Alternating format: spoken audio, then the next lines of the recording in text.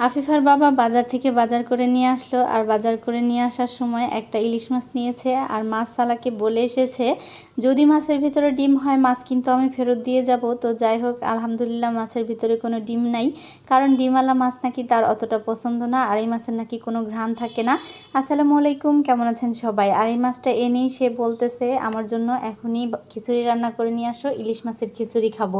তো যেই কথা সেই কাজ, চলে গেলাম তাড়াতাড়ি রান্নাঘরে। প্রথমে মাছটাকে কেটে ধুয়ে ভালোভাবে পরিষ্কার করে নিলাম, আর এখন রান্নার জন্য প্রস্তুতি নিচ্ছি।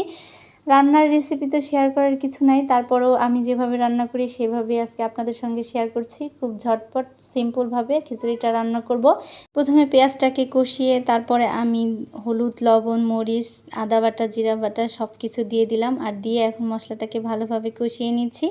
আমি আগে চাল ডাল দিয়ে খিচুড়িটা রান্না করে নিব, তারপরে আমি ইলিশ মাছটাকে যখন খিচুড়িটা হয়ে আসবে তখন দিয়ে দিব। কেউ চাইলে মাছটাকে কিন্তু আগে থেকে একটু জাল করে বা ভেজে দিতে পারে, কিন্তু আমার আসলে ওইভাবে মনে হয় মাছটার তেমন একটা ঘ্রাণ থাকে না। আমি যখন খিচুড়িটা একদম হয়ে হয়ে আসে তখনই আমি মাছটা দিয়ে দিই।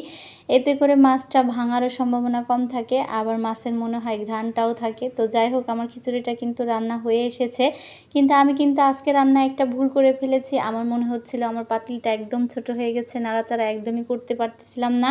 তারপরে আমি এই পাতিলটাকে চেঞ্জ করে দেই, কারণ এত ছোট হয়ে গেছে পাতিলটা, একদমই নাড়াচাড়া করে যাচ্ছে না, যার কারণে মাছগুলো কিন্তু ভেঙে যেতে পারে।